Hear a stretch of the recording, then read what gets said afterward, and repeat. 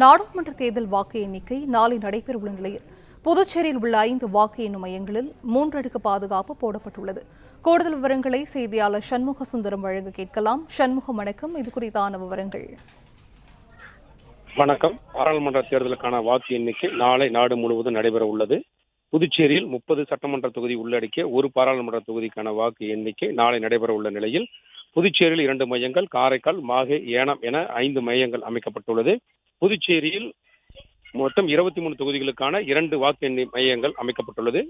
புதுச்சேரி லாஸ்பேட்டை பகுதியில் உள்ள மோதிலால் நேரு அரசு தொழில்நுட்ப கல்லூரி மற்றும் பெண்கள் பொறியியல் கல்லூரி என 2 மையங்கள் அமைக்கப்பட்டுள்ள நிலையில் இந்த 2 மையங்களிலும் 3 அடுக்கு பாதுகாப்பு போடப்பட்டுள்ளது.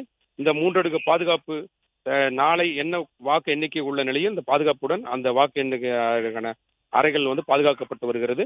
குறிப்பாக புதுச்சேரியுடைய வாக்கு எண்ணுக்கு அறைகள், அங்கு பொருத்தப்பட்டுள்ள சிசிடிவி கேமராக்கள் மற்றும் முகவர்களுக்கான இருக்கைகள் உள்ளிட்ட அனைத்தும் தயார்படுத்தப்பட்டு அவைக்கு பாதுகாப்பு ஏற்பாடு செய்யப்பட்டு பாதுகாப்பு பணியில் காவலர்கள் மற்றும் துணை ராணுவத்தினர் ஈடுபட்டு வருகின்றனர். குறிப்பாக நாளை காலை 8 மணிக்கு வாக்கு எண்ணிக்கை துவங்கும் எனவும் அறிவிக்கப்பட்டுள்ளது. முன்னணி நிலவரங்கள் காலை 9 மணி அளவில் தெரிய வரும் எனவும் மாவட்ட நிர்வாகம் தெரிவித்துள்ளது.